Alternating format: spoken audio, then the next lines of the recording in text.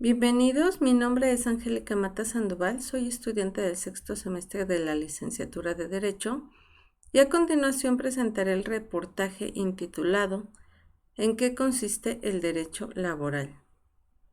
El derecho laboral es una materia de naturaleza social debido a que protege a la clase social trabajadora, evidentemente vulnerable frente a la subordinación a la que voluntariamente se ha sometido a la otra parte, denominada patrón, a cambio de una remuneración económica.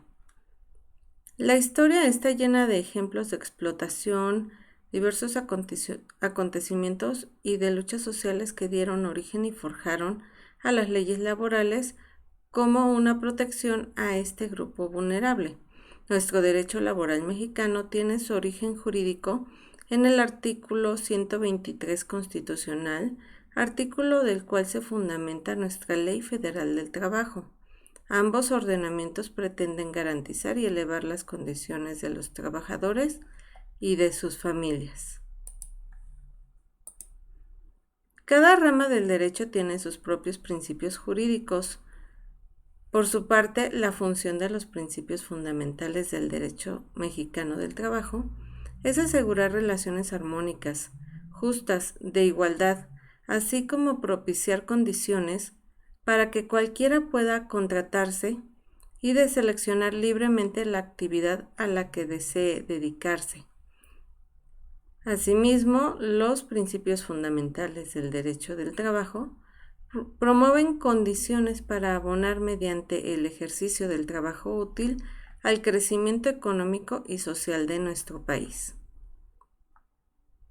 Los principios de derecho laboral son el equilibrio y la armonía entre los factores de producción, cuyo fundamento lo podemos encontrar en el artículo 2 constitucional, y lo que pretende es que exista una relación laboral pacífica e igualitaria.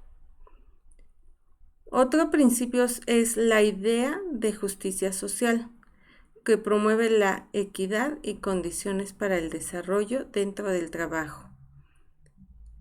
El trabajo como derecho y deber sociales, teniendo como fundamento en el artículo 123 constitucional, se refieren al compromiso social que las personas tienen de trabajar para contribuir a mantener el equilibrio y armonía, así como la paz social. También significa que el trabajo debe promover la dignificación del ser humano. Como cuarto principio tenemos la libertad de trabajo, de la cual consiste en la libertad de elegir la actividad laboral en la que se desee activarse. Tenemos también los principios políticos sociales del derecho laboral, que consisten en la solidaridad, la subsidiariedad, libertad y dignidad. La solidaridad consiste en el empeño por el bien común, es decir, que la relación patrón-trabajador sea benéfica para ambas partes. Subsidiariedad consiste en establecer límites sin afectar los derechos laborales. La libertad, como ya habíamos mencionado, es la opción de elegir cualquier actividad en la que se desee elaborar. La dignidad es el respeto y el valor, darle valor a las personas trabajadoras por el simple hecho de ser humanos.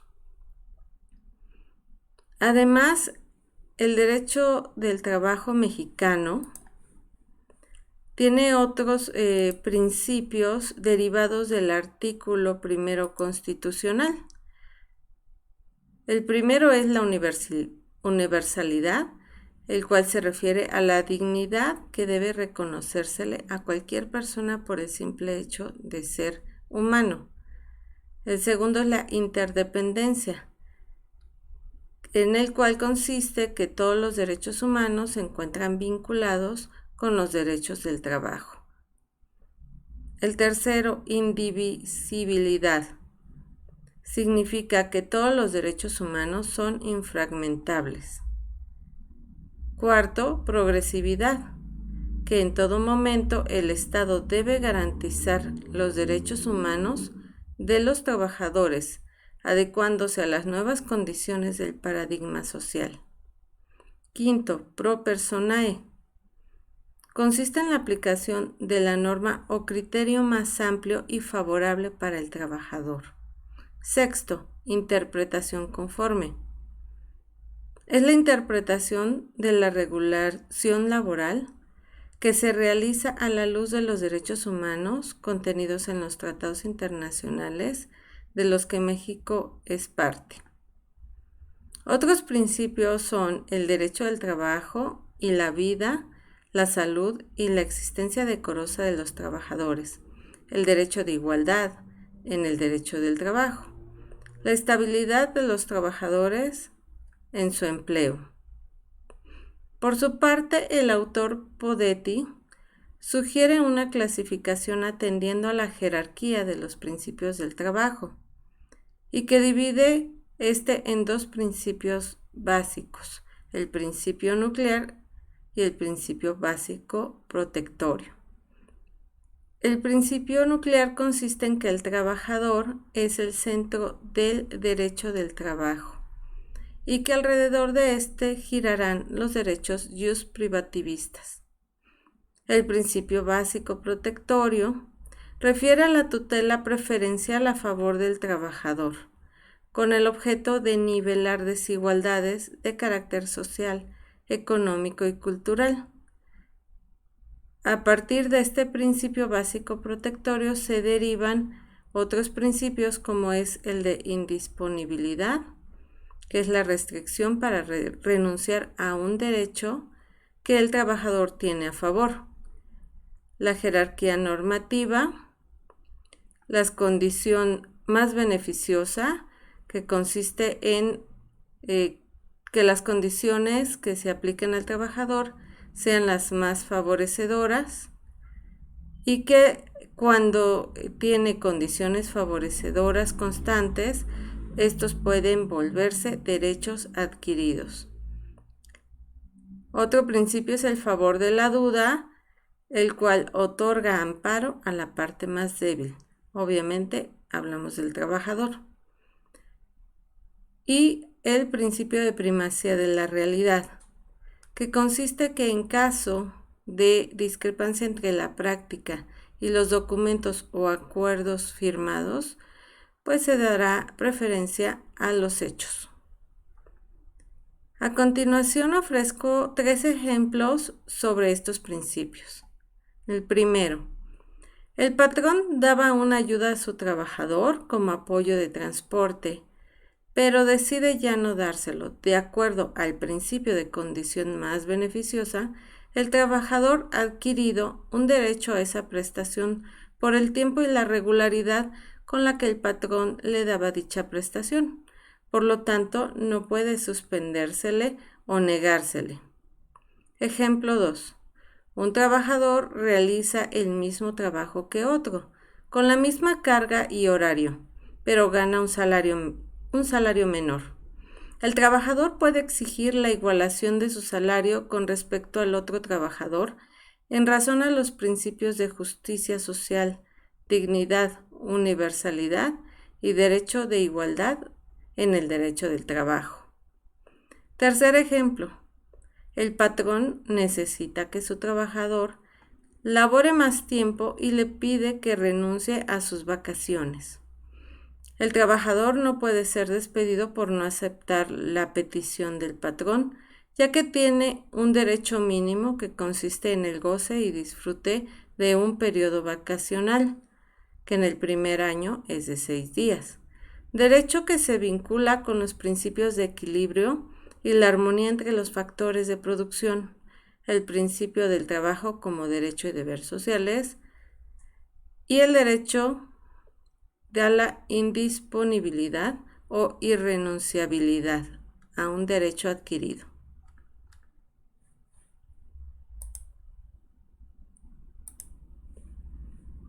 Los sujetos del derecho del trabajo son sujeto activo y sujeto pasivo, cuya aplicación sería la de sujetos individuales, en la cual se considera al trabajador como un sujeto individual, porque es una persona física. El 2 sería el sujeto colectivo, el cual se ejemplificaría en los sindicatos o las asociaciones profesionales, mismos que agrupan a trabajadores y realizan convenios con los patrones para tener mejores condiciones. El trabajador como persona física presta un servicio a un tercero por un trabajo personal subordinado. Y como ejemplos podríamos colocar a un obrero, a una secretaria, a un asistente personal o incluso un ejecutivo. Los trabajadores se pueden clasificar en ordinarios o de confianza. El ordinario es aquel que realiza actividades generales propias y que no son propias de un trabajador de confianza, mientras que el de confianza, por su propio nombre lo dice, es una persona al cual se le ha delegado cierto nivel de confianza y normalmente realiza las funciones establecidas en los artículos 9 y 11 de la Ley Federal del Trabajo. Otra figura o sujeto activo sería el patrón, quien es el que utiliza los servicios de uno o varios trabajadores. Un ejemplo sería el maestro de un taller mecánico, quien ocupa mecánicos como trabajadores, o bien una persona moral comercializadora que ocupa de vendedores como empleados. Tenemos también la figura del patrón sustituto, quien sustituye al patrón anterior mediante la figura de la subrogación de personal. El representante del patrón, quien es el que representa al patrón frente a los trabajadores o las organizaciones sindicales. También se pueden considerar representantes del patrón en una persona moral a los directores, administradores, gerentes y quienes ejerzan funciones de dirección o administración.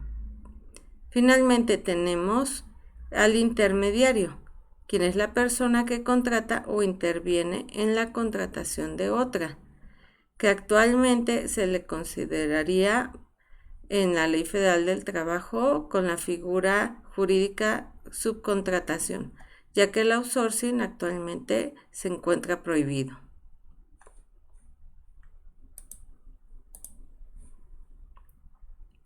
La Organización Internacional del Trabajo fue creada en 1919 como parte del Tratado de Versalles, que terminó con la Primera Guerra Mundial y reflejó la convicción de que la justicia social es esencial para alcanzar una paz universal y permanente. Su constitución fue aprobada en octubre de 1919 y contiene 40 artículos divididos en 4 capítulos: organización, funcionamiento, prescripciones generales y disposiciones adversas. Cuenta con 3 órganos fundamentales de gobierno, los cuales serían la Conferencia Internacional del Trabajo, el cual establece las normas internacionales del trabajo y define las políticas generales de la organización; el Consejo de Administración, quien toma decisiones sobre la política de la Organización Internacional del Trabajo y establece el programa y el presupuesto. Finalmente, la Oficina Internacional del Trabajo, la cual es responsable por el conjunto de actividades de la Organización Internacional del Trabajo.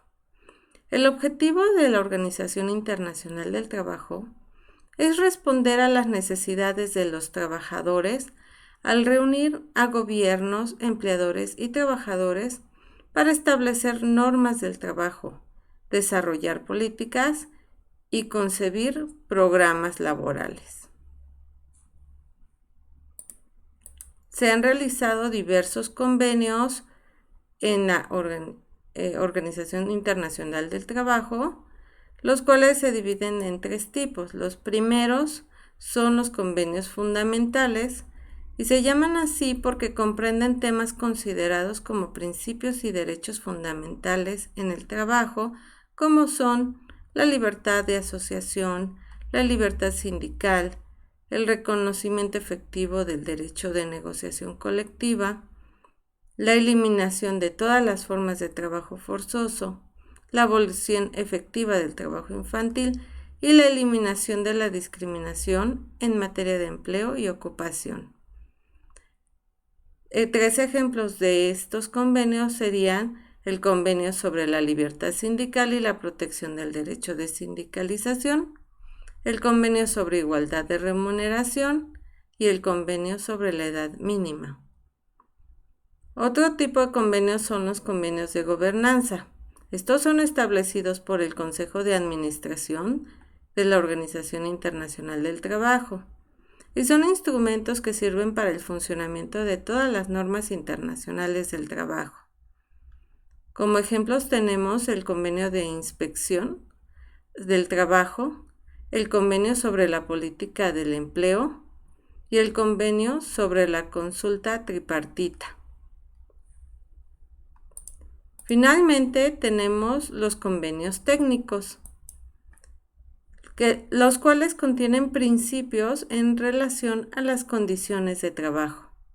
Ejemplos son el convenio sobre la indemnización por accidentes de trabajo, el convenio sobre las enfermedades profesionales y el convenio sobre seguridad y salud de los trabajadores.